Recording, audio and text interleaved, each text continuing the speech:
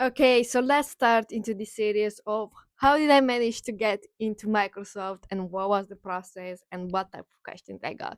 So I think from yesterday when I posted that I'm finally my first day at Microsoft, I got over 10 messages on LinkedIn about the process, about getting a meeting with me to talk about it. So I thought, well, better way to do it than actually make a video and explain everything clear, because maybe you catch me when I don't have the most of my time and I still want to help everyone as I can. So I'll do this video. That doesn't mean that I'm not open to the meetings. If I have time, more than happy. But I think this will have a great introduction on what's going on. So let's get into how I got to Microsoft as a cloud solution architect in data and AI team. So step one, how did I apply? Because I think that's the first step. So to be honest, it's as simple as I went to the Microsoft website, searched for the university roles slash the internships that I had, and I applied. And that's it. I didn't do anything else towards it. Then what happened is that I put my CV on and they contacted me that I'm got into the internship round. So what happened for me, I'm not saying it's fully the same for everyone because I heard different opinions of how the interview process was. But for me, it was one HR meeting, which was an interview to see if I fit to the culture, and then two behavior interviews. There were some people that got the third interview, which was technical, but I think that depends on how your background in technical stuff is or not. I don't know more information on the technical part because I didn't do it, but I talked with some other interns from another section, and that's what they told me. So yeah, let's get into the HR meeting, which I usually feel like it's just meeting your recruiter and trying to get along with each other, and then maybe they put two questions to see how you think. So for me, the HR meeting was exactly as I said. We just met up. I just explained my introduction, and also, yeah, having in mind that I did almost 2 years at Uber, you cannot put what you did in 2 years in a CV. So of course, a lot of my conversation was what did I do there, what's my experience, what my technical experience, and everything around it. And then we went into put it as a case study in a way or another. Basically, how will you work with a difficult person, or how do I think I should launch something? And then I went to the two interviews. Again, I think it's different for everyone, but for me, one of them was mostly to talk about why do I want to go in Microsoft? What's my motivation?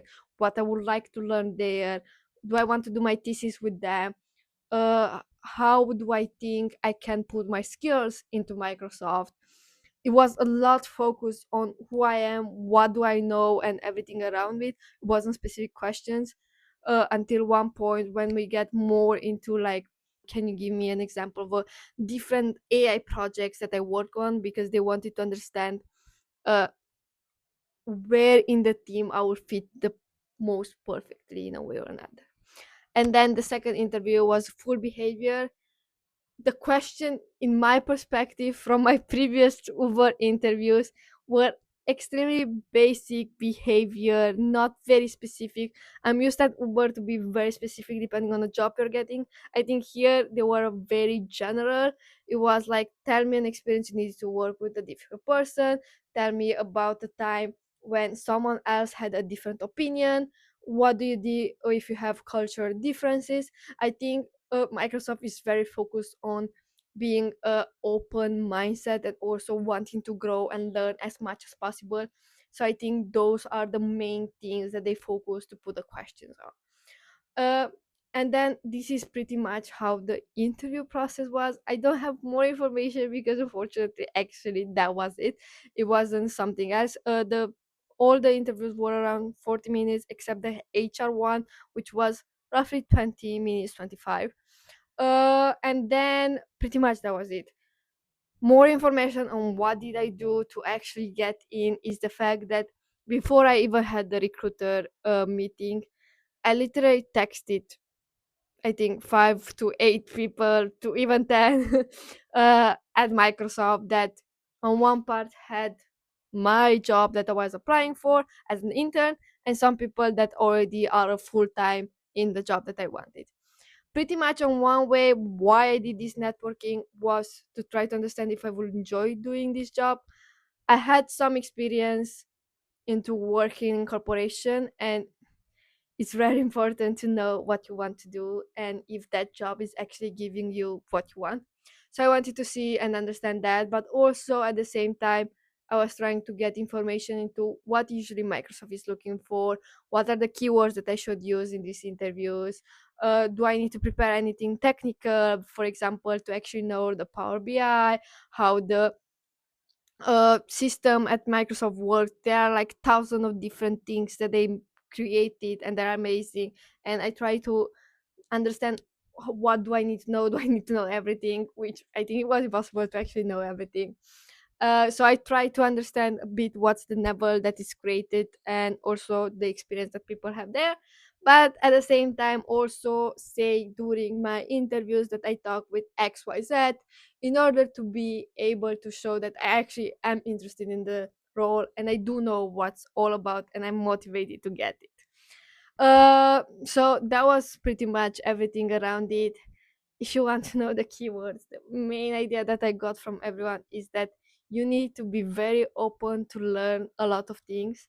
You need to be able to create your own task and be very entrepreneurial in a way or another, because Microsoft is not the place you're going and you're getting tasks and you need to do XYZ and that's it. No, it's the place that you're going to learn a lot and to be like, okay, if I'm going shadowing different people in different project, or I'm talking with different clients that have different problems, what is the one thing that I can do and who else do I put in this project in order to make it work?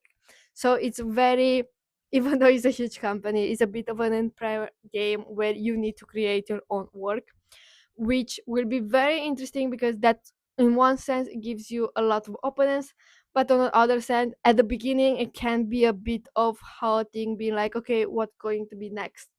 um but I do, for me personally, that's the way I love to work and that's how I grow the most. So that's great. But if it's not for you, maybe Microsoft is not necessarily the company, which is all okay. I think that's pretty much most of the things that I have in mind for how I got in. If you are curious about other specific things that maybe I don't think about it because it's late in the day and that may be why I think, feel free to put it in the comments. I'll either make other videos on them or answer there if it's an easy answer. And yeah, pretty much that's how you be a cloud solution architect at Microsoft. And if you want to know more about my days there, how I'm working, you can follow me on Instagram or TikTok. And even here, I'm trying to post like weekly on how my weeks went with my info and opinions.